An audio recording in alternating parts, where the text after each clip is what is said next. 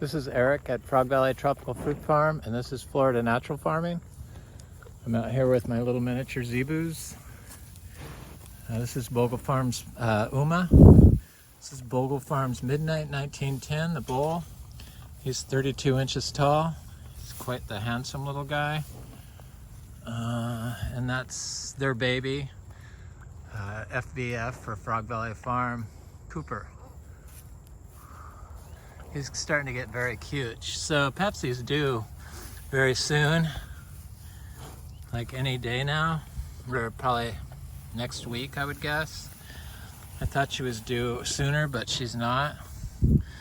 And Wally's trying to be ornery because he doesn't like me out here talking on the video. But boy, what a nice looking bull he is. He's half brothers to Mondo Perkins' cow Cappy, out of the same cow. It's a very tiny line of high quality miniature zebus from Rick Bogle. I really like his livestock. They're very, I just like them. I like everything about them. This is Bogle Farms Carnation. She came from River Ranch Farms. She acts a little different than the ones that were raised by Rick Bogle. And she had issues getting pregnant this past year, but she's looking good. She's bred finally. And then we have Bogle Farms Luna and FVF Tiny Bubbles in there, our newborn heifer calf. He seems to only throw little tiny babies, and I'm sure this little heifer is going to mature at like 32 inches or less. She's just super tiny. Romy is his bull calf, the red bull calf over there. He's over a year old, almost a year and a half, and he's just so small still. And this is our little heifer. Hi there, little girl. She's so cute. She's a red. Her mother is a really dark red. She turns more light red in the winter, and then the baby's like a red and white. Looks just like her almost, except she's going to be really tiny. This is our biggest cow. Her mother is also Rick Bogle's largest cow. Come here, Tiny Bubbles. She's a little racer. I just love them. So we rotationally graze them. We put them on pasture.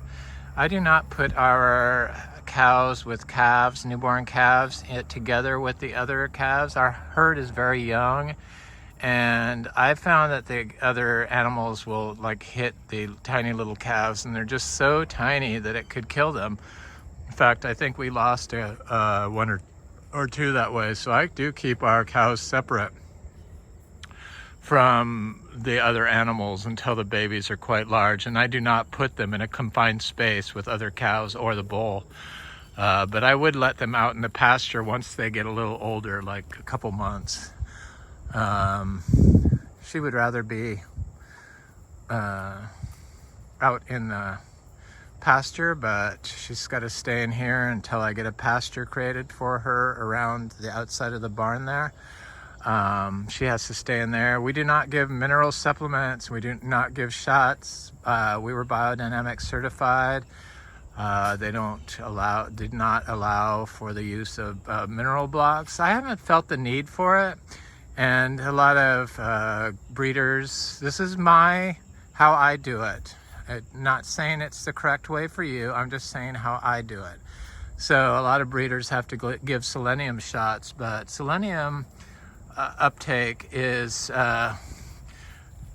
you need a certain enzyme to have all these mineral pathways work on a cellular level, and the enzymes get blocked when you use like wormers or industrial toxins. So the selenium issue in the Zebu cattle could be a management issue because of the wide use of wormers. We don't worm, we just rotationally graze.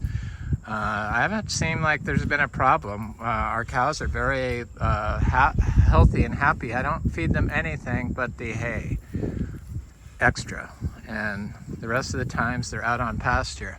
So the only thing when the cows, the new heifers are gonna have a calf, the first time they have a calf, we've had to milk out all of our heifers.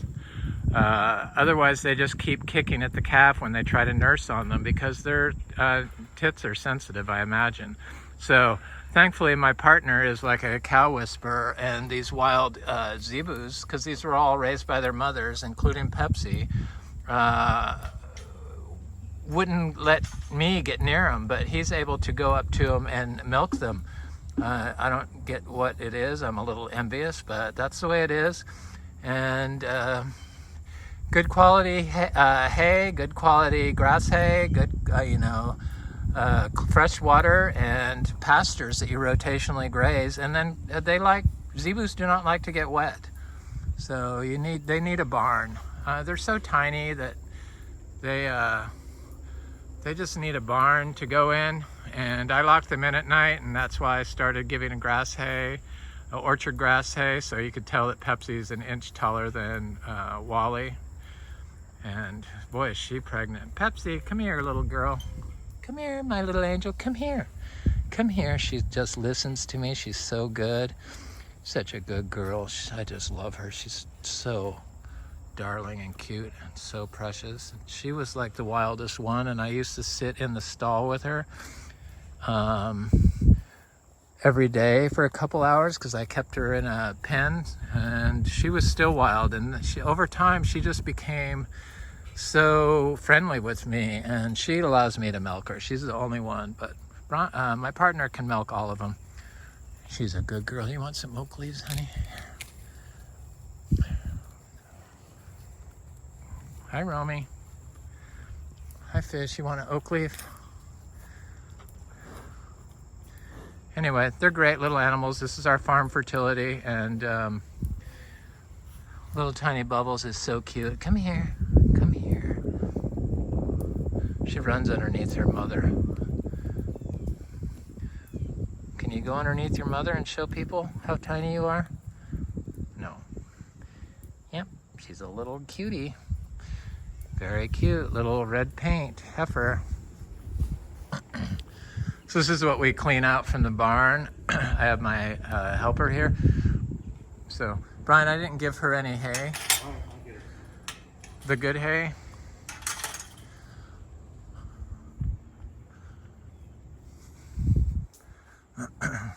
So I'm gonna go over the Garcinia species Cherapu, the Brazilian Cherapu, the Brazilian button mangosteen.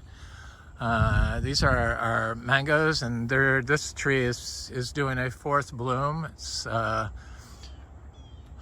other trees are doing a third and fourth bloom, so they're all starting up again. I find it amazing that I just like to observe what's going on here, and it's just the whole process is just amazing to me. We never had our mangoes bloom at the beginning of November, so they've been blooming since the beginning of November.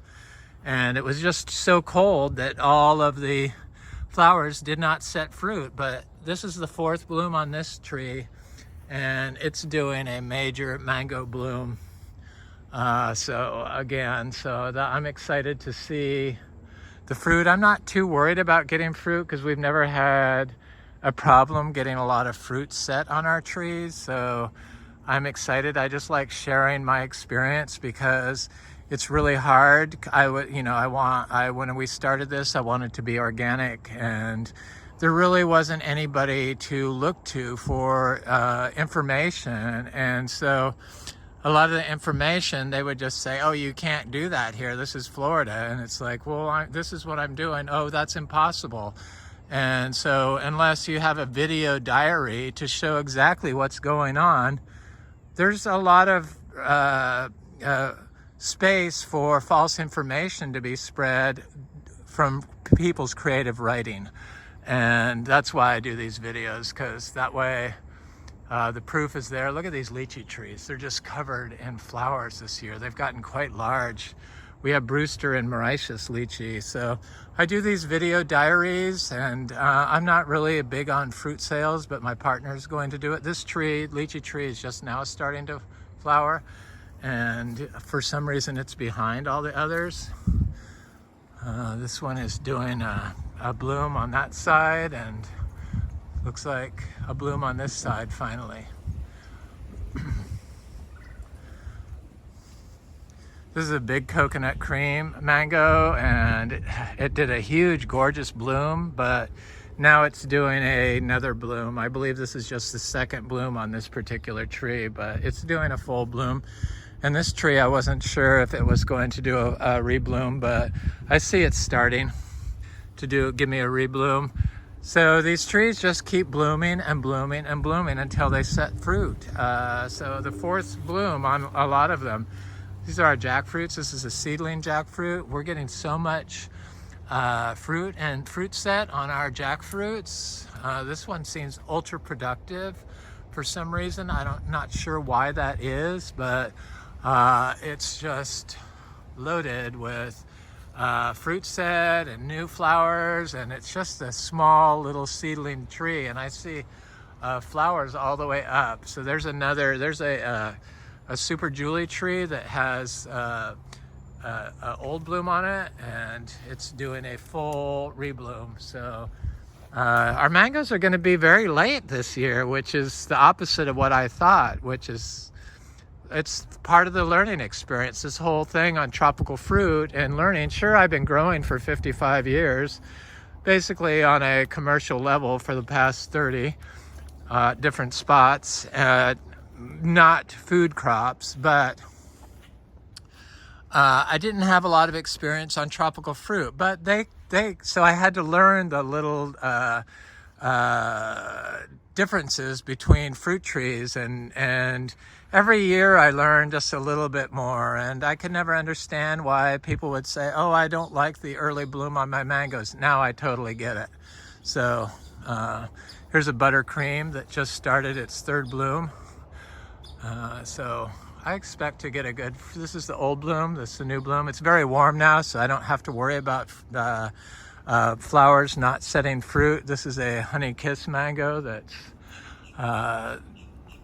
blooming. It bloomed, it waited to bloom. It's got fruit set on it. I could see the little fruit right here is one. I see others, so I see more than one. There's lots of fruit set on this. It's a good producer, honey kiss, dwarf tree.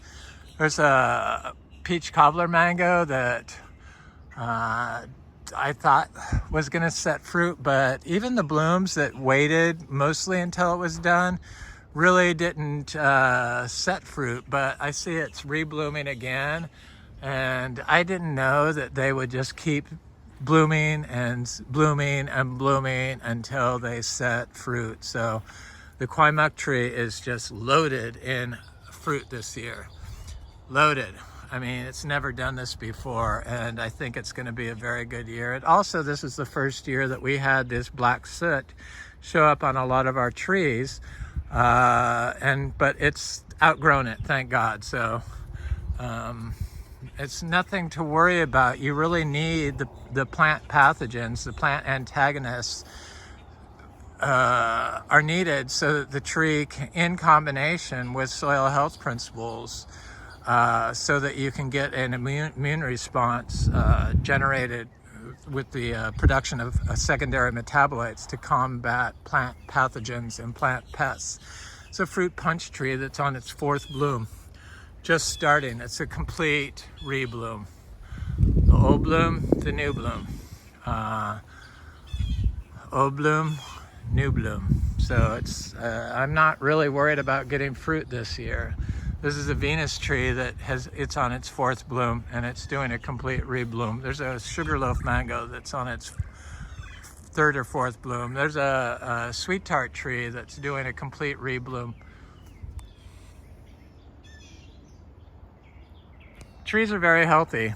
They've all been dry farmed, and these trees are only, this is their 4th year. They just turned 4 years. That's a 4-year-old tree that's 20 feet tall from a small 3-gallon, never been watered. So I just don't believe that you need to water any of this stuff, and that's why we dry farm everything. And water is a source of pollution, and the water that's polluted, that the plant uptakes, puts those plants, the pollution directly into plants, and most of the water is distributed with plastic tubing. So even us have plastic tubes for our water distribution for our house and our pool and our well, and it's just, everything adds up. I watched a really good YouTube video on all these things to remove toxins from your life, and maybe I'll do a link to it in my videos. But the only thing they did not mention was the functional farming of produce. So they don't mention that organic uses plastic mulch to grow produce, and it's approved for organic use as a mulch. And yet that plastic winds up in the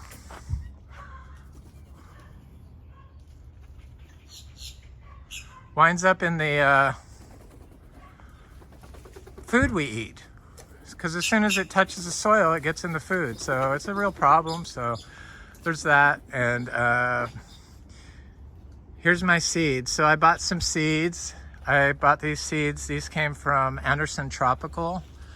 I'm standing in front of a big achachiro tree that's in full bloom, or in bloom right now, just started. This is also a egg fruit tree called Delightful, a canistel tree. And I got these seeds to plant. So I'm gonna go over here and look at them, put them on the ground. So I soaked them in water, and if you could see in there next to the seeds, there's those black dark things. Those are soil aggregates. So I put soil aggregates in there when I soak them. And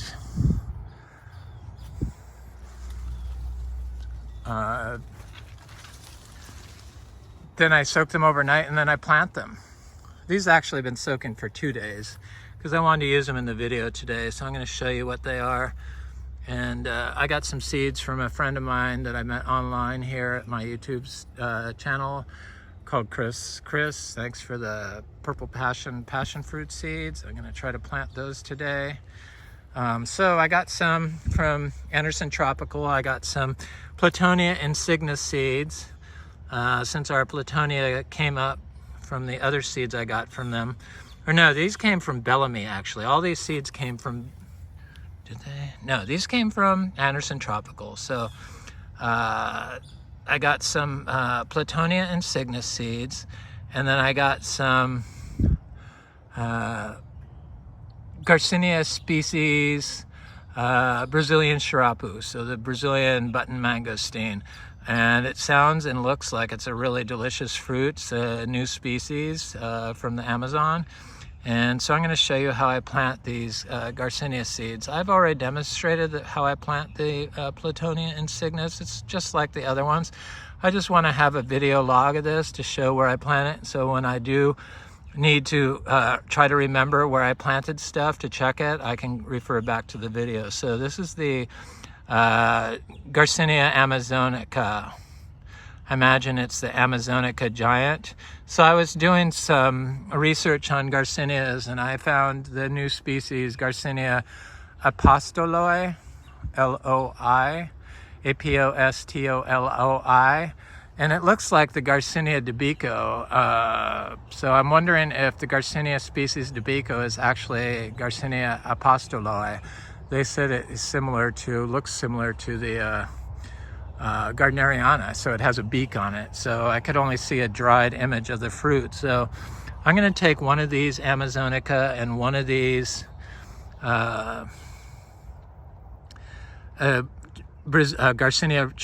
Brazilian Cherapu seeds, and one of these Platonia insignis seeds. And I ordered some another Alasapo family tree. I'm trying to think of the Latin name. It's the Cupia bracteosa, whereas the Alasapo is the Cupia polyandra. And I ordered some seeds from Anderson Tropicals of those. And so here's our little Alasapo tree. It's taken a while to get a hold, but it's very healthy, and the trees and the fruit sound amazing. But the Pajura fruit is what it's called, the Cupia bracteosa. They have one seed left on Anderson Tropical available, and I didn't want to buy all the seeds. I bought 2 so I can plant them when they get here, and then I'll do a video of it. So the Cupia bracteosa has amazing bioactive compounds. One of the reasons why I like to have such a diverse amount of tropical fruit trees here is because I make fruit leaf tea, and you get phenolic compounds and antioxidant compounds from leaf teas.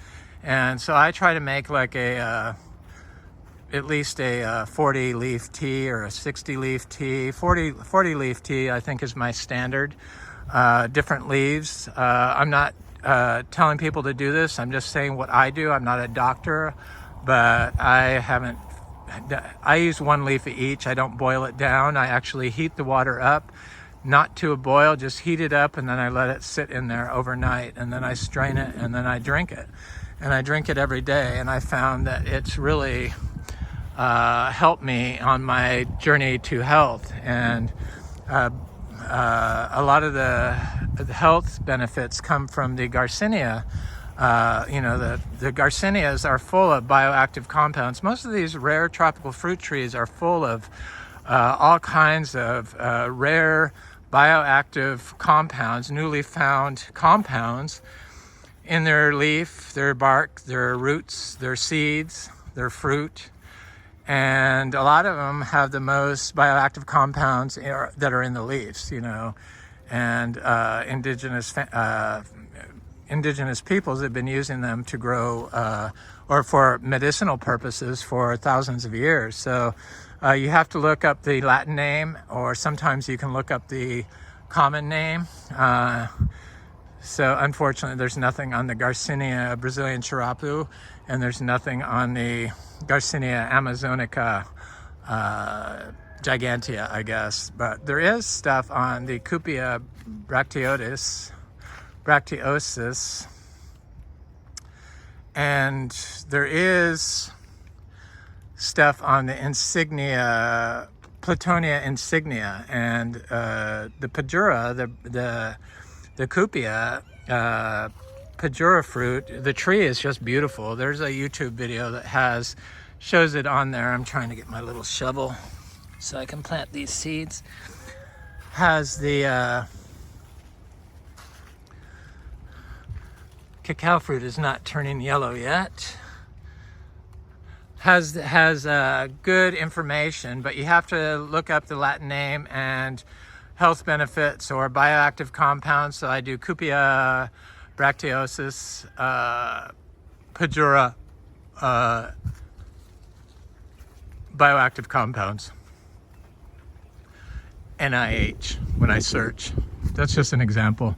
And then up pops all these studies, and they tell you what's in it. So that's where I get a lot of my information to see what I actually want to grow. Insignis, Platonia insignis, had amazing health benefits.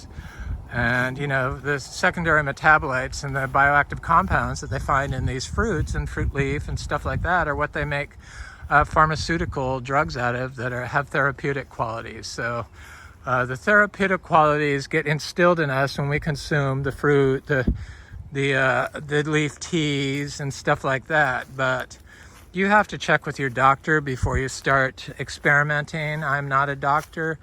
And look at this huge giant branch that broke off this laurel oak tree. I mean, it's huge. I think it smothered one of my citrus over there, but we do have a lot of citrus. So in this area, I have lots of different Garcinias planted. So I'm trying to get all my Garcinias growing all over the place together because I want them to crossbreed. And the American, the South American and the Central American Garcinias, the New World Garcinias, like the Garcinia species, Brazilian Cherapu, is that one in the farthest away, the round one, and the one closest is the Garcinia species Amazonica, are both from South America, from Brazil, and so they should be able to crossbreed with the Lukes. So I'm going to shove one here. I also have some achachas arrows planted in here, which is what that is, and I have the Lindero planted in here, and I have the African mangosteen planted in here. I don't think the African mangosteen, which is right here, the MB, can cross-pollinate with it, but who knows? And what I like to do and where I like to grow my little fruit trees is I like to plant them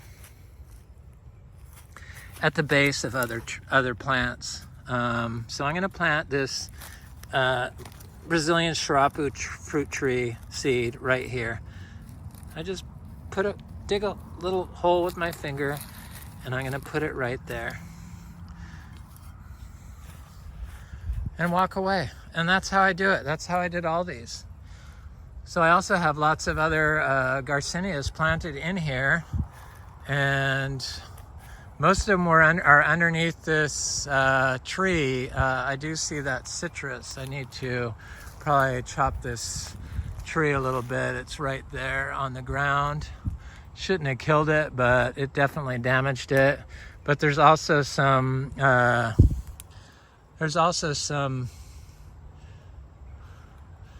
achachiros through here and some other fruit trees. So it's not really a good thing, but I'm sure they're okay. The trees usually don't hurt the other trees unless they're big, but they were little tiny seedlings, so I'm sure they're fine. So I'm going to plant that Amazonica right there. So I have plenty of different species in here that can cross-pollinate. I also have this little seedling sapodilla here, all dry farmed. I found that nothing really needs to be watered here. Not really, nothing needs to be watered here. Even during drought, and it's a dry period right now, but we're supposed to get a lot of rain today, so I do not wait for it to rain to plant.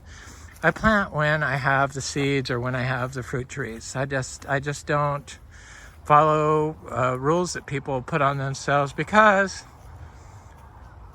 I've never had anybody tell me otherwise that grows naturally, organically, and until somebody can tell me that actually grows like this, why I shouldn't do it, and can prove it to me through a video. I do like to see videos. I like to see proof, because people can lie when they write stuff without any video proof. That's why I like to do videos, because people don't believe if I say it in writing, or it comes off like I'm being a braggart or something.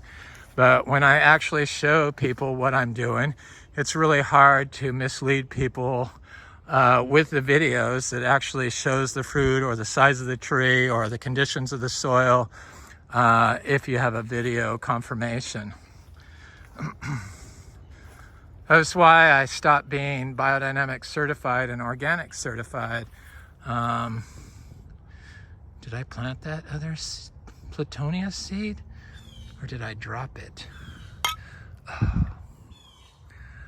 I think I dropped it. I'm gonna have to go look. I'll go look later, but I have these other 3 here. Too expensive a seed to drop.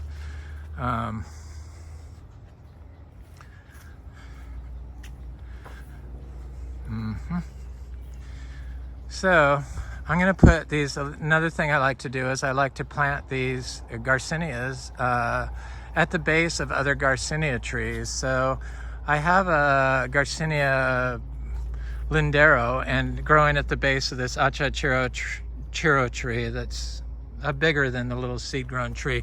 So I planted a little lindero tree there in the hopes of them actually bonding together. You know how you can see trees of like an oak tree and a pine tree that actually can bond together in the forest sometimes when they're touching for long enough? That's what I hope to happen with these trees. And since they can grow in fruit in full shade, the Garcinias, I figured why not? And I've been doing this around my fruit trees, the Garcinias especially, and I found that they grow very well this way. So I'm gonna put one of these Cherapu seeds, the Brazilian Cherapu right here in the ground. That's the lindero. So there it is.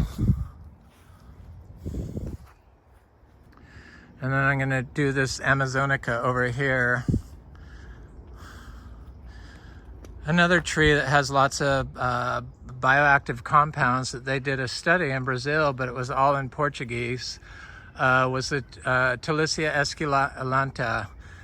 They combined it with the Cassia leandra, which is a fruiting tree, which I would love to get seeds from, but I can't find any anywhere. I imagine eventually it will become available, but they did a study comparing the Cupia bracteosus, is that what it is, and the Pajura and the Talicia esculenta and the Cassia leandria, that's what it is.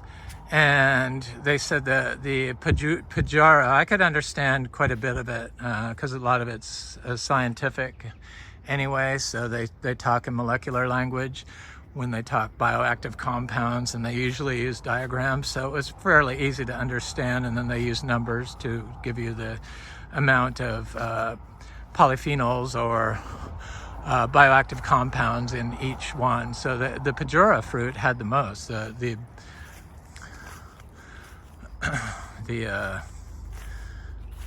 seed that I'm just looking to get. So here's a Cherapu tree, but I don't want to plant it there. I think I want to plant it next to this one right here. So this one looks a lot healthier, and it's growing next to this log that's covered with these mushrooms. So I'm going to plant it right here with this. And I just put my finger in the ground and then plant it. And I like to plant them when they have a little cover, because if there isn't a lot of cover, like over there, there's not a lot of cover when I first planted them.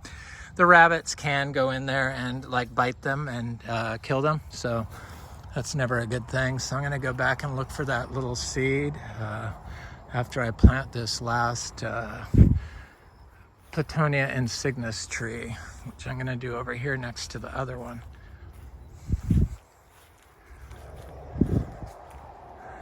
Here's another achachiro. They're looking good. You know, they're slowly, we have about 500 seed-grown achachiro trees, all varying sizes. Most of them, though, are small, like this one right here. Tiny little seedlings, but they seem to be doing okay, and I can wait. You know, the tropical fruit tree business is like a slow the slow mode, especially if you're like experimenting like I do. So this is a seed-grown sugarloaf mango tree, and I was hoping that it would bloom this year, but I don't see any blooms on it. And look at the new growth, how dark it is. The branches on it are almost as dark. That's not black soot, that's the branches. So it's getting kind of big. I would expect it to be fruiting soon, maybe next year. There's a hermaphrodite or a monoecious female Garcinia livingstoneii tree. We have 3 female or monoecious trees, so they produce fruit by themselves with viable seeds, and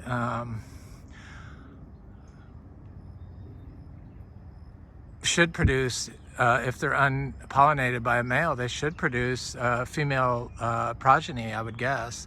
So this particular one has never produced fruit to maturity, and it's quite big. It's almost as big as the one that gives us 2 crops a day. But what I never did to this one is give it our daily compost, our Miniature Zebu animal input. And so I apply compost to the trees that are fruiting size. This is fruiting size. And because we only get 365 piles a year, and we have a lot more trees than 365 fruiting trees here, because we have 250 fruiting mango trees, so grafted mango trees. So that's 250 days there, and I do it once a year. So that leaves me with, what, 115 piles extra. So I gave this one finally, because I found that if I give them a pile of, it's about 100 pounds of soiled with urine, coastal Bermuda hay, mixed with about 20 pounds of zebu manure, and probably a little donkey manure in there. Donkey manure has been shown to have the highest mineral content of barnyard animals, and zebu manure has been shown to have the highest diversity of biology. And if you're holistically growing them and you're not, giving them mineral blocks and stuff, because mineral blocks are a source of pollution. Micronutrients, mined micronutrients contain heavy metals, and it's something I try to stay away from. I also try to stay away from plastic, but I'm using a plastic stake there. It's almost impossible to get away from plastic. So this is that Platonia insignis tree I planted here, and this tree is looking great. What a huge tree. See it right here? Looks great. It's really thick and big. Seemed to grow during the winter there.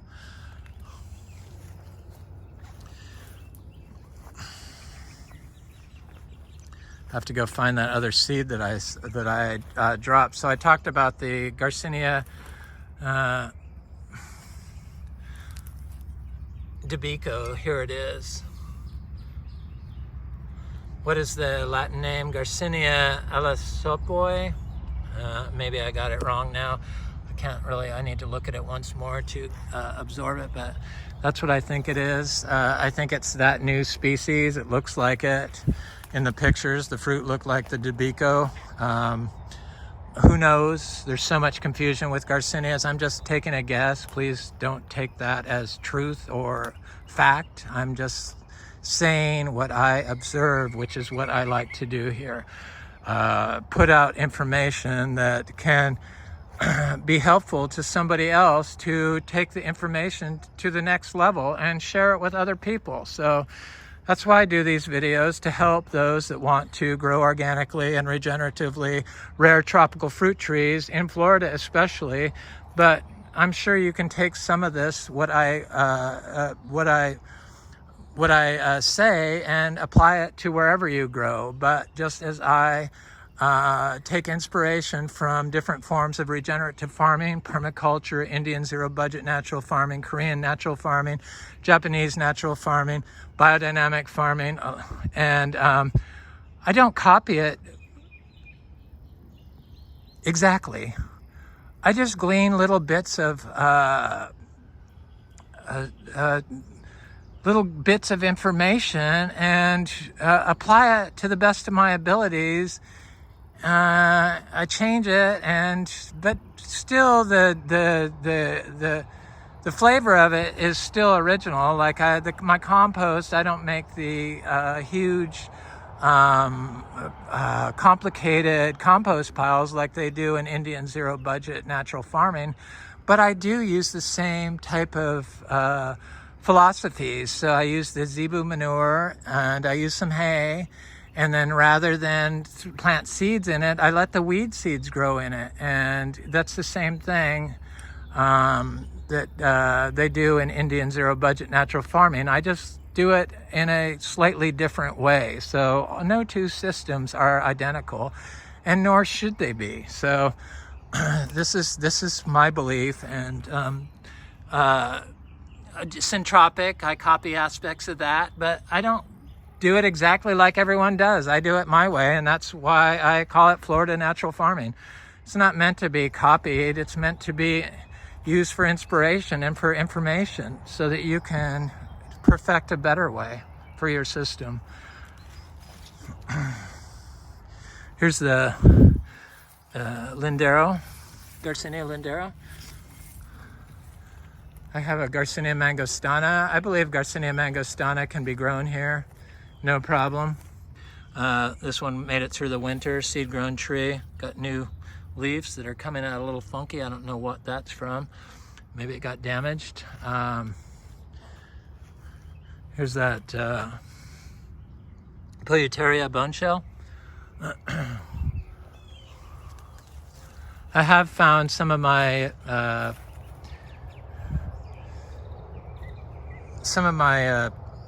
breadnut trees are doing good. This is that petalite tree. It's looking good. Well, right here. And then I have a meringue in here that I'm trying to protect from the rabbits because it's right here.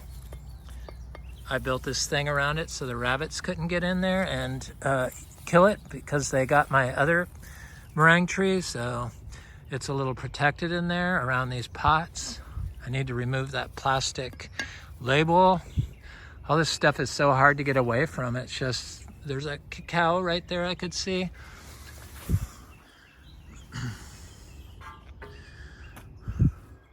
I'm gonna look at that cashew tree. I did a video on cashews from seed. I thought there was a lot of good information on there that I hadn't relayed before on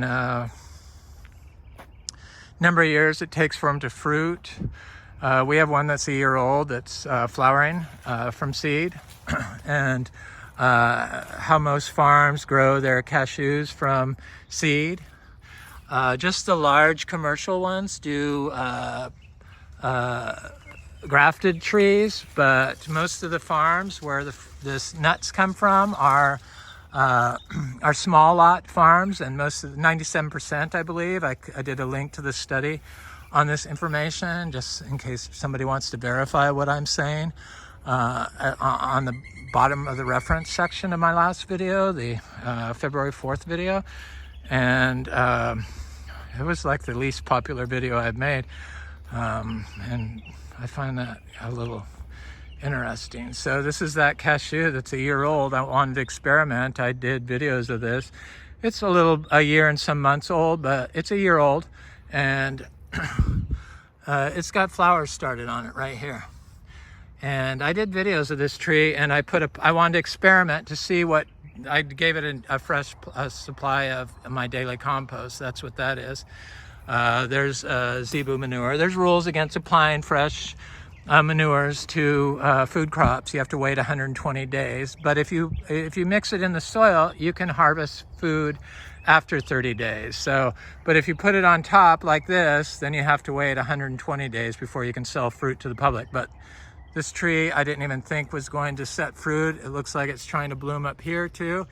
We'll see if this sets fruit, but I was just shocked because they say the standard to get fruit is 2 to 4 years from seed, and this one's doing it in a year. And that's the old pile of compost that I put next to this tree that clearly caused it to grow and perform better than all the others.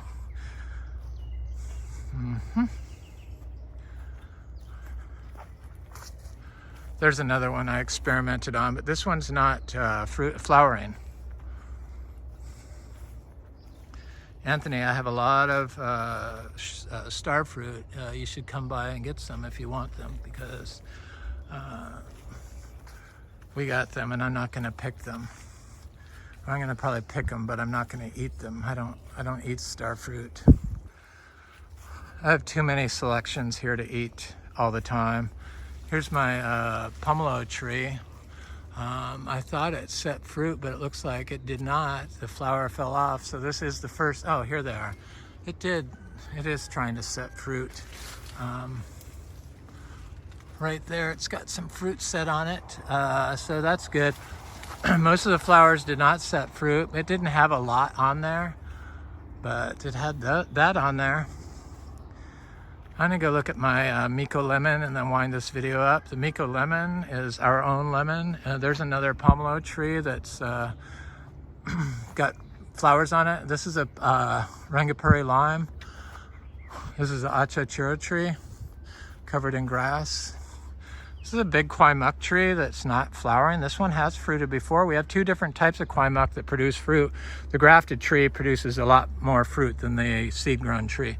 Grafted tree from Excalibur. This is a seed-grown tree of the kwai muck. It's taken forever to grow. This seed-grown tree is the oldest tree I have here, and I don't see it flowering yet, so it got covered in sooty mold, but it seems to be outgrowing it like the other plants.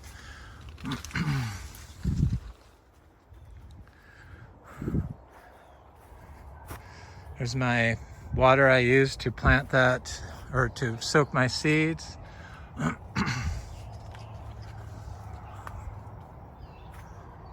It's a torch ginger that's looking good.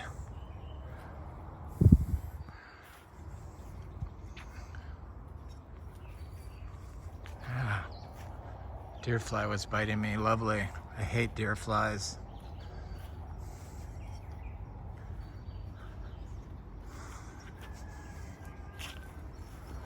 They create the wounds that won't heal. Okay, I'm not gonna look at the bread net today. I did see a bread net that was like doing really good. Oh, it's right over here, I should look at it. Couldn't remember where it was, but now I do. I started walking over here. It's over by where this seed was. So I planted about 40 bread net seeds in the ground, and this bread nuts seem to be very cold sensitive. So even under protection, they looked trashed during the winter. So this one is like hanging in there. That's a leaf that got minimal damage. It looks like it's sending off new leaves there. So that's good. I have a lot of different Garcinias in here. I have a Lux over here. That's where I planted the seeds this morning. And then I have lots of cacao I started growing in here. We have about 100 cacao trees now, all being farmed the same way, dry farmed, naturally farmed, without any inputs. This is one of those ackee trees that I planted a little while ago, and it's doing very good. Not cold sensitive at all. See it right here? That's new leaves right there. The ackee. Gift from my friend Frank and Leanne, or Annette.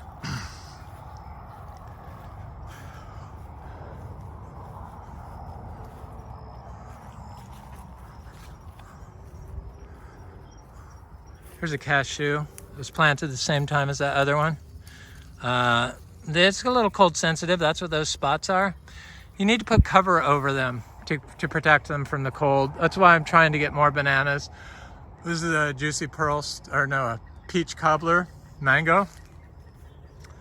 And it looks like it's got fruit set on it. It does, yay, because peach cobbler's my favorite. One of my favorites. Here's a orange sherbet that has fruit. It did a mixed bloom, but it looks like it's blooming again. It looks like it's even blooming off the new bloom. So that's good. It's got a lot of fruit set over here. It's got some powdery mildew on it, which I found doesn't really affect fruit set here. That's why I share this information. It's information that's not available from most growers, historical growers in Florida, and that's why I do these videos, to show my information And because I could not look to anybody for inspiration or guidance on how to do this for tropical fruit trees, this particular way, dry farmed, naturally farmed. These are our Miko lemons, and I wanted to see what would happen if I gave these trees some zebu manure, because I never had done my daily compost next to any of these Miko lemons. And look at how nice they look now. They just really look stunning. There's no sign of greening on them. That's our own personal lemon tree, or citrus variety. We grow about 12 different types. Here's one there. There's some little trees there. There's a little cashew there. We have about 200 seed-grown cashews, all coming from our good producing seed-grown tree that produced so much fruit last year that it was just unbelievable. I guess the cashew season lasts about 2 months, which is about how long ours lasted. There's a Miko lemon that was looking kind of haggard, and I did a pile of our daily compost next to it. It still looks slightly haggard. This is a buttercream mango that didn't set fruit, but I'm sure that it's going to rebloom. It's starting. I can see it. So we'll get a rebloom on everything. So these are those two big Miko lemon trees. Last year they didn't produce very well, and it was last winter was our worst winter drought we ever had here. Our ponds dried up except for one, but one had dried up that had never dried up before. We've been here 8 years. We started this farm to be Atachiro Farm 8 years ago. We had our other property for 12 years. That's why I said that. But I wanted to see what would happen if I finally gave them some love. And sure, they've gotten the biodynamic peps and they've gotten the biodynamic compost, but I've found that nothing brings a fruit tree to the next level like pure raw zebu manure, holistically grown zebu manure. Makes everything fruit, makes the trees grow, it makes them lush, it makes lots of leaves, it makes lots of flowers. It just makes production happen. And that's another reason why I don't follow biodynamic blindly. I had to find my own way by experimentation. Here's another example. Look at this. Smells so good. These are almost as big a flower as the Miko lemon. I mean the pomelo tree. I hope that isn't it's not a Miko lemon. The leaves are much bigger on the pomelo. This is definitely a Miko lemon. Boy, it smells good. What healthy looking trees.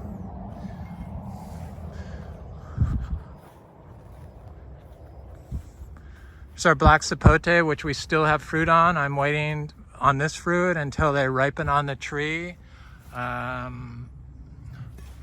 that I can show other people just how good black sapote can be. So this one normally would get picked at that stage, but if you wait until this fruit looks like it's trying to soften, if you wait until that fruit gets soft and then pick it, the fruit is it's as sweet as a mango.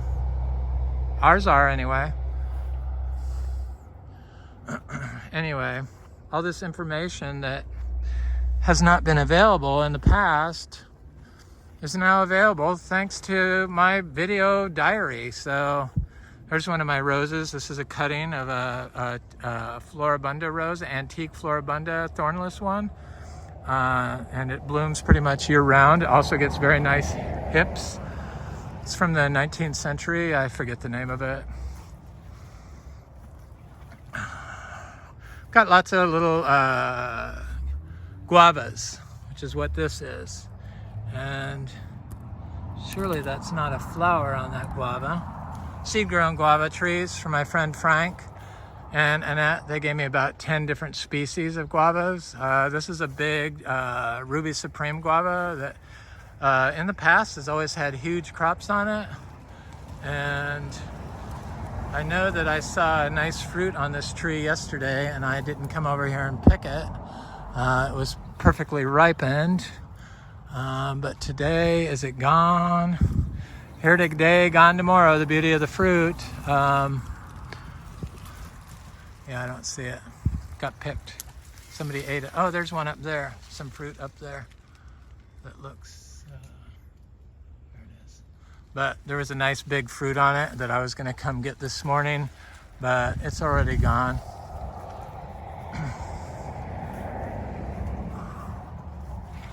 Our mangoes are doing good. There's a Sri Shampoo Longan here. That's a black sapote.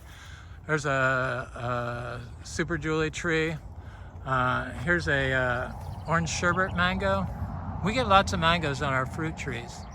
Just that the cold got us this year, and I had no idea that they would rebloom so much until they set fruit. This one did a partial bloom like the other orange sherbet, and it's trying to finish up blooming, but really in the past, orange sherbet has always given us a huge bloom on everything, much like all our other trees, but at least I see lots of fruit set on this tree. Oh, it's doing a bloom. It's gonna finish up. Here's a Super Julie tree, and it smells so good. I see little fruitlets setting on it. Little fruits, yep. Yay. The mangoes that waited, they are all setting fruit and didn't need to rebloom. There's one of our mangoes that froze. Yeah, we had about 25 out of our 285 mango trees that froze, but even if I had given them water to make them grow faster, that some people think will speed it up, but in a year there's no way that that tree could have grown big enough to not freeze. So even with water, and I found that water really didn't speed things up here, but what does speed things up is animal input. I'm not sure who that is. That's a mango that had froze also, one of the 25. But then other mangoes the same size didn't freeze, like this one, this dot, and it's covered in fruit. Covered in fruit.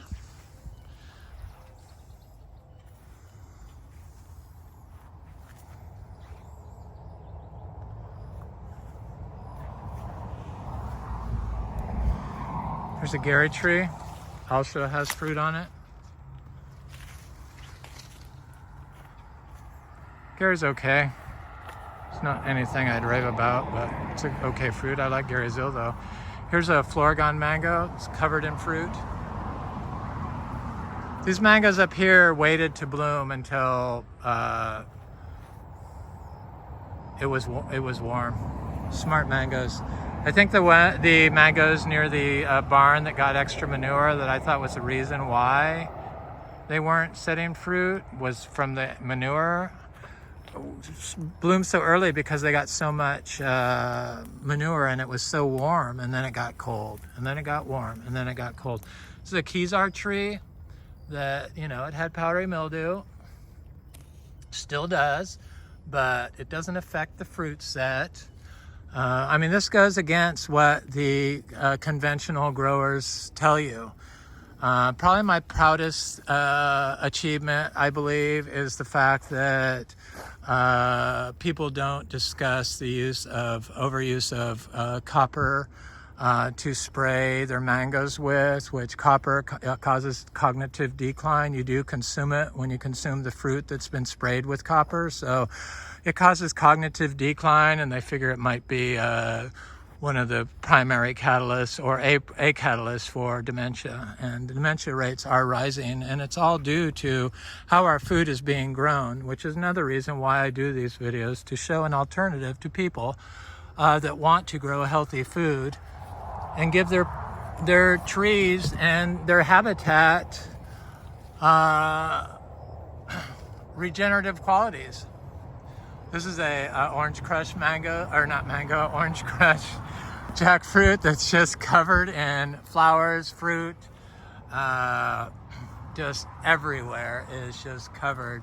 This is the one I tied my little bowl up next to. I gave it a pile of daily compost recently, and it sure is happy You know, these trees from India that use the indigenous cows from India, the zebu, to grow in unison or to farm in unison with the tropical fruit trees that were established with the use of the cow, the indigenous cow of India, Hindustan.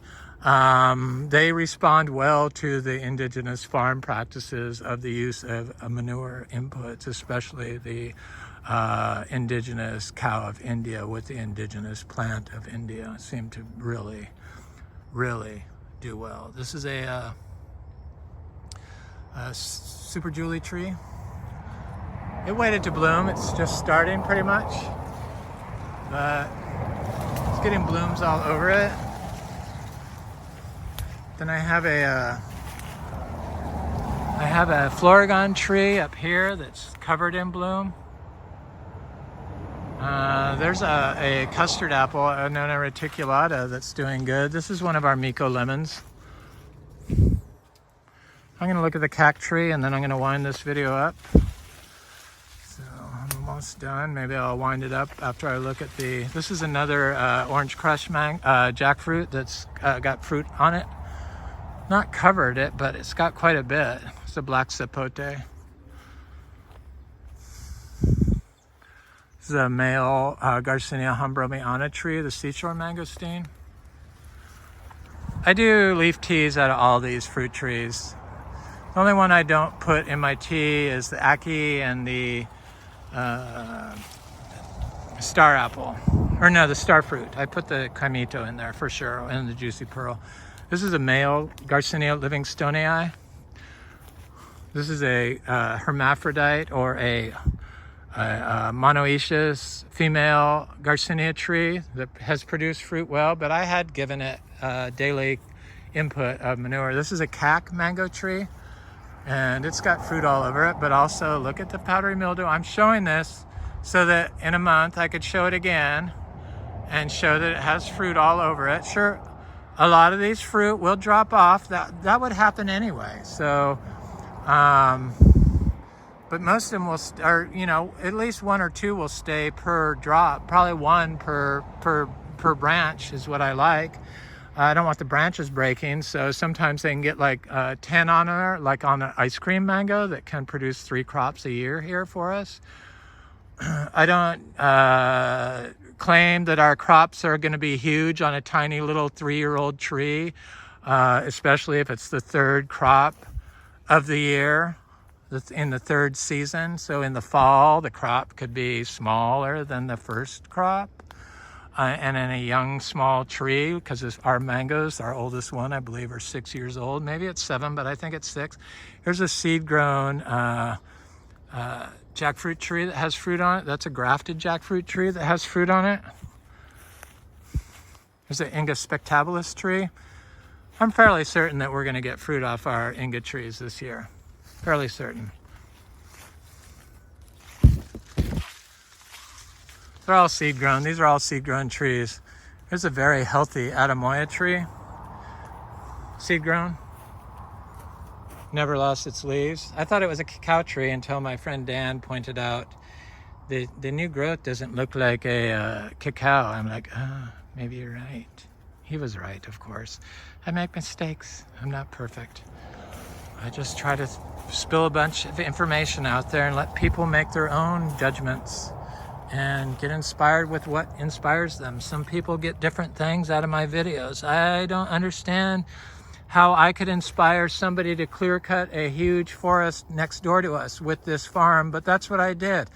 I don't understand it, but that's their journey. And some people get that I'm like misleading people, but I'm just doing videos and I'm narrating as I walk. So if somebody thinks that I'm misleading them, I'm truly sorry. That's not my intent. I'm just trying to tell people how I grow, dry farming, doing natural farming practices that combine lots of regenerative modalities, aspects of lots of different regenerative modalities into this system, to get this system, Florida natural farming.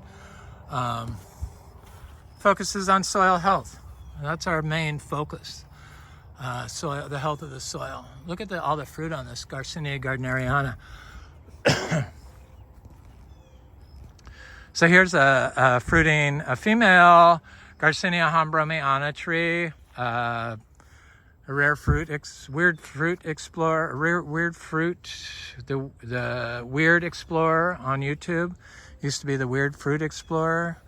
Has not reviewed this fruit, and you can't really buy this fruit anywhere. It's supposed to be a good fruit. All the information I've read on it looks good. This is a Asian mangosteen variety, the seashore mangosteen, and it's got lots and lots and lots of fruit on it. And like all of our trees, the older they get, the more fruit we get. And this is its first crop that it's set and held. And like the Garcinia female monoecious tree, it is self-fertile, and this female tree is self-fertile, and this fruit here set before any of the male flowers had opened. So I'm positive that fruit, but there's so much fruit on here, it's just covered. It's just amazing. I'll be able to sell some of this fruit, so people are going to be able to taste it. It's not going to be outrageously priced. And for the amount price the seeds go for, it will be a steal. So stay tuned for that. My partner is going to be doing the online store, but I haven't seen any movement on it, and I don't want to nag. So stay tuned. We move kind of slow. We're elderly. We're not really that gung-ho to like get rich quick, because, you know, for what?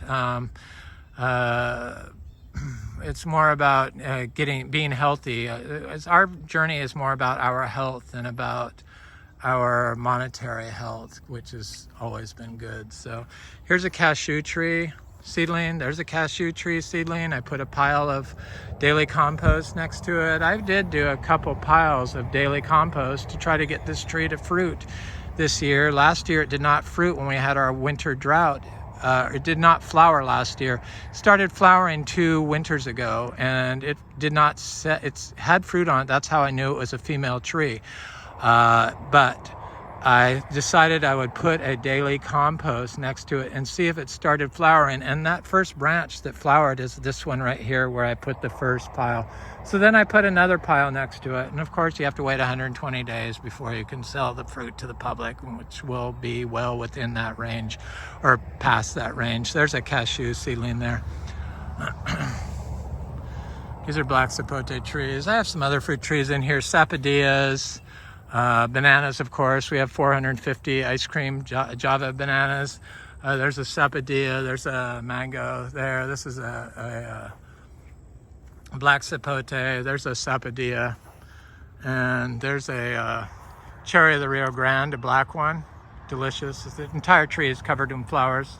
Santal tree, this is a, you know, I don't talk about the mulberries, but I do go by to see if there's any ripe fruit, because that's what I like to eat while I walk around out here. And this tree is just covered in fruit. This is the world's best. I like the world's best.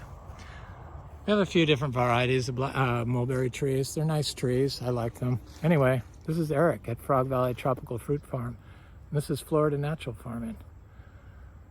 I hope you have an excellent day. Please like, share, or subscribe if you enjoy this content. Leave a comment. I always enjoy hearing from you. Thanks for watching.